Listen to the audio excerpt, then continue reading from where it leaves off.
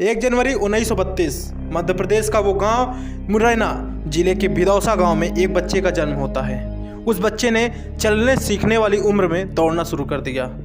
गांव घर के लोग 4 साल के बच्चे को फुल स्पीड में दौड़ता देख बहुत ज़्यादा अचंभित हुआ करते थे। बच्चा 17 साल का हुआ तो फौज की राजपुताना राइफल्स में उसका सिलेक्शन हो गया। साल 1949 से लेकर 1989 तक फौज की नौकरी की।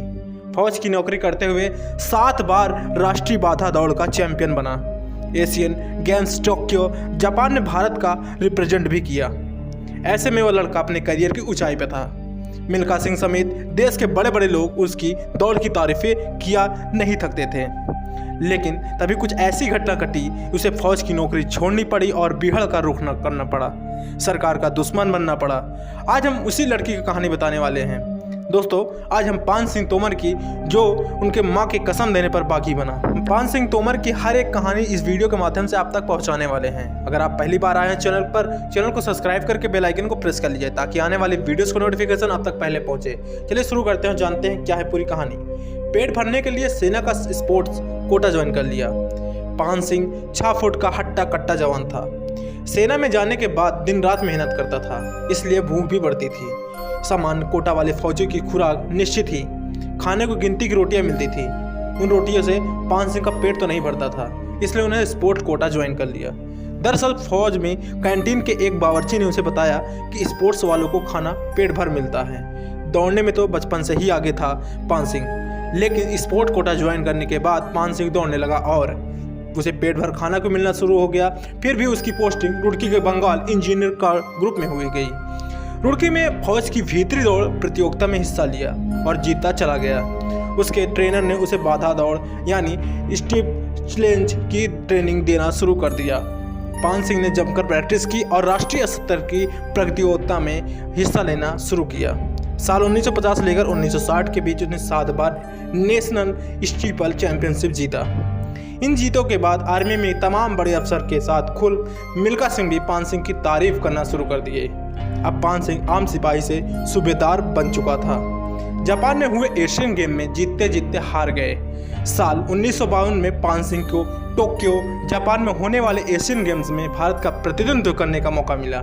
उस समय भारत के पास ऐसा बहुत ही ज़्यादा हुनर व्यक्ति या यूँ कहें हुनर खिलाड़ी भारत के पास नहीं था।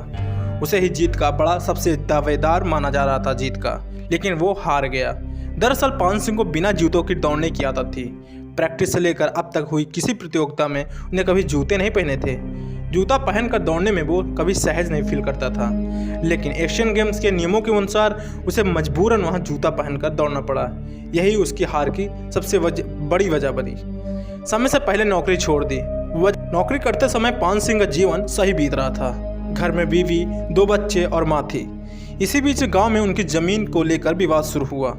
उसने वक्त से पहले नौकरी गांव छोड़कर रहकर खेती करने का फैसला किया। दरअसल पान सिंह उसके चाचा की कुल मिलाकर 2.5 बीघा जमीन थी। 1.25 बीघा पान सिंह की और 1.25 बीघा उसके चाचा की। चाचा को पैसे की ज़रूरत थी, इसलिए उन्हें पूरी 2.5 बीघा जमीन गांव के दबंगों बाबू सिंह और जंडेल सिंह के तोमर के पास गिरवी रख दी। कुछ दिनों बाद बाबू सिंह तोमर ने पूरी जमीन पर कब्जा करना शुरू कर दिया। चाचा को खेती करने से मना कर दिया। नौकरी छोड़ पान सिंह तोमर गांव तो पहुंचा। उसने पंचायत बुलाई। पंचायत ने फैसला सुनाया कि पान सिंह और उनके चाचा उनके पैसे चुकाएं और ज़मीन वापस लें। पान सिंह तैयार हो गया, लेकिन बाबू तोमर ज़मीन वापस देने के लिए तैयार नहीं हुआ। किसी पंचायत के फैसले के बाद बाबू तोमर ज़मीन वापस करने को तैयार नहीं था। पान सिंह के बेटे ने इसका विरोध किया। उसके बेटे की जमकर पिटाई कर दी। पान सिंह पुलिस के पास गया तो पुलिस ने उल्टा उसका मजाक बना दिया।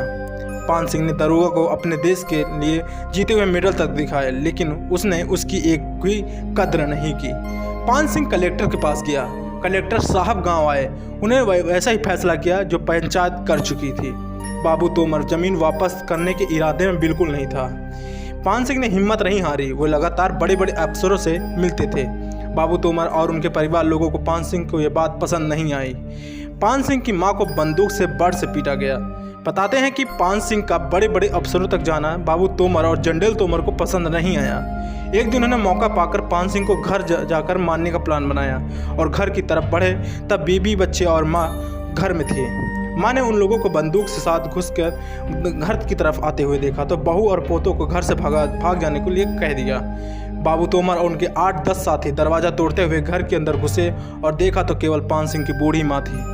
इतने गुस्से में थे कि पान सिंह को न मिलने पर उन्होंने बंदूक से बट से उनकी माँ को ही पीट दिया। जब पान सिंह घर वापस आया तो अपनी माँ की हालत देख उसके सीने में आग सी लग गई।